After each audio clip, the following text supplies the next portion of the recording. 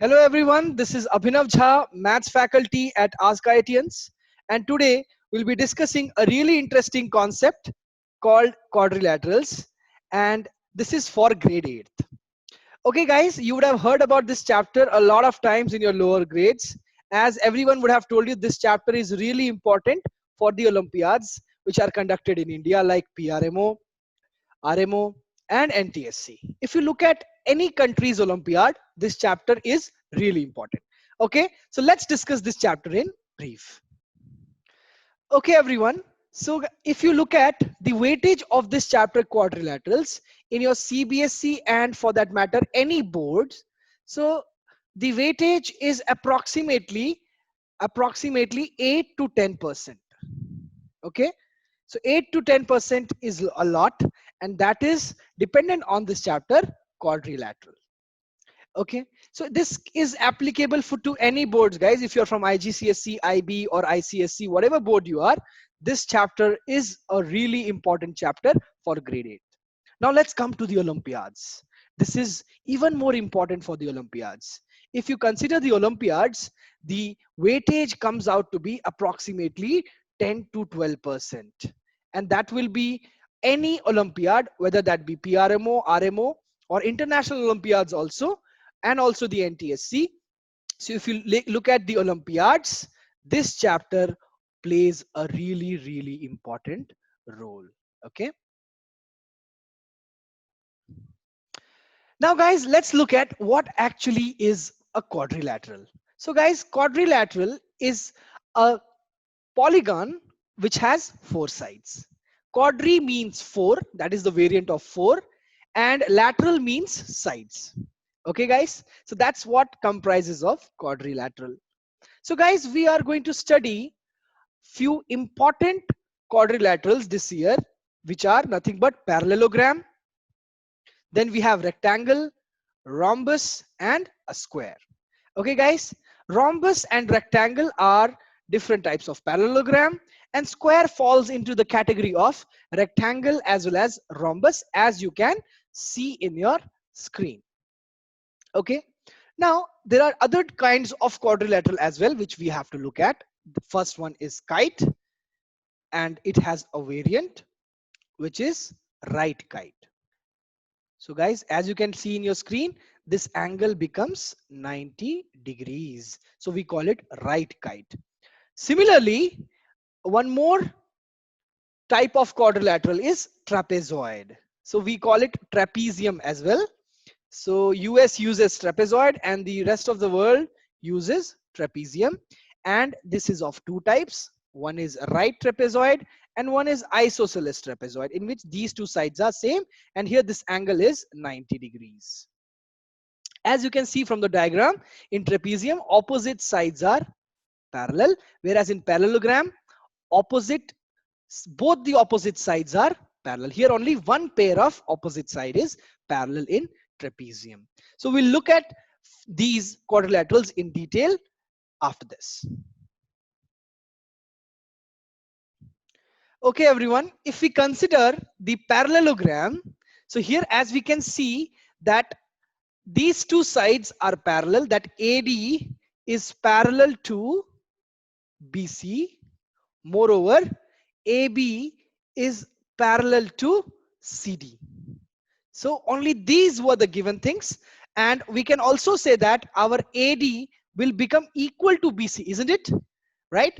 AD will also become equal to BC. Moreover, your AB will be equal to CD. So guys, we can actually see all those things here. If we calculate the distance between A and D, so that is coming out to be 7 here, and you can very well see here that BC is also 7. Moreover, AB and CD both are equal to 8 and 8.54. Now guys, if we look at the angles, so that is also really important. If I look at this particular angle, that is 69.44 degrees, and this angle is also coming as 69.44 degrees, and this is 110.56, and this is also 110.56. So if you consider these two angles, the sum is coming out to be 180 degrees. That means we can say that the adjacent angles are supplementary. Moreover, the opposite angles are equal. Okay, everyone. So if you look at the rectangle over here, so you can very well see that the distances are now again same as AB is equals to AD is equals to BC and AB is equal to your CD. So these both are 8 and these both are 7. So this is a proper example of a rectangle. Now the interesting thing here is that the angles, all the angles are 90 degrees. If you look at the angle A, angle B, angle C and angle D, both are equal to 90 degrees and all are equal to the 90 degrees. Now, one more thing which we can actually look at over here is, so guys, if you look at the diagonals, if let's suppose I say that AC is the diagonal and this is also the diagonal, so we can very well see that this line, if I name this point here as O, if I name this point here as O, so what we get in a rectangle is that OA, OC, OB and OD all are equal. Okay, so we can say that OA is equal to OB is equal to OC is equals to OD. That is the distance from the center to any point on the rectangle is equal. That is really important case in the rectangle. Okay, everyone. The next thing which we have here is rhombus. As you can see here, I have drawn a parallelogram only because rhombus is a type of parallelogram. But the interesting thing over here is that if you see the sides AD, CD, BA, as well as BC, all are 10. All are what? 10. See, all the angles are, all the sides are 10, but not necessarily all the angles are same. As you can see, it will follow definitely the property of a parallelogram and opposite angles will be equal. Okay, guys. Okay, guys, the next thing which is lined up is square. So in square, what happens is all the angles and the sides are same. So guys, if all the angles are same, so definitely all the angles have to be 90 degrees. And if you look at the distance of one point from the other, that will be same from, if you consider CD, AD, AB and BC also. So all are 6 units as you can see here. So guys, what we can say is the square is actually a rectangle. It is a rectangle because it is following all the properties of rectangle. Yes. And also it is a rhombus because rhombus wanted all the sides to be same and it should be a parallelogram. Obviously square is a parallelogram. So it, moreover, it is a rectangle as well as it is a rhombus. So that's what interrelation between the parallelograms is really important. Okay, everyone, the next thing which we have is kite. So in kite, as you can see here, guys, what is the basic criteria is this side has to be equal to this side and this side has to be equal to this side.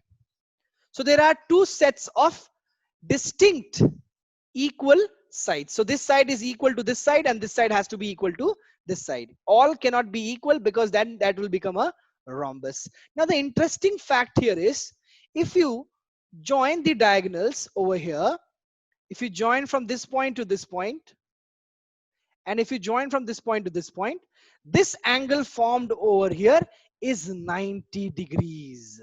And that is very important concept for a kite, that this angle will be 90 degrees.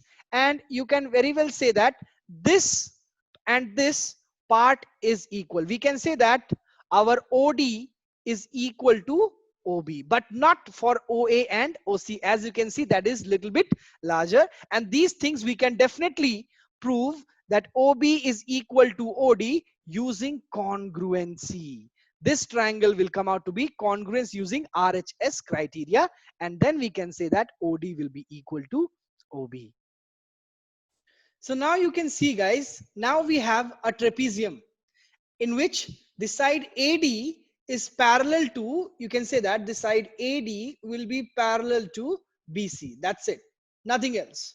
Nothing else is important. And that is the basic definition of trapezium, that one pair of opposite sides are parallel. That's it. Okay. There can be few other variations in this as well. You can get a right trapezium also if you just move this point just beneath this. So you'll get this angle as 90 degree. So as you can see here, that this thing will become 90 degrees, and therefore this is called as the right trapezium. Okay. And moreover, if these two sides are equal, which can be obviously CD and BC, so that is called as the isosceles trapezium, everyone. Okay. Hope you understood. Fine. Thank you, everyone. Take care.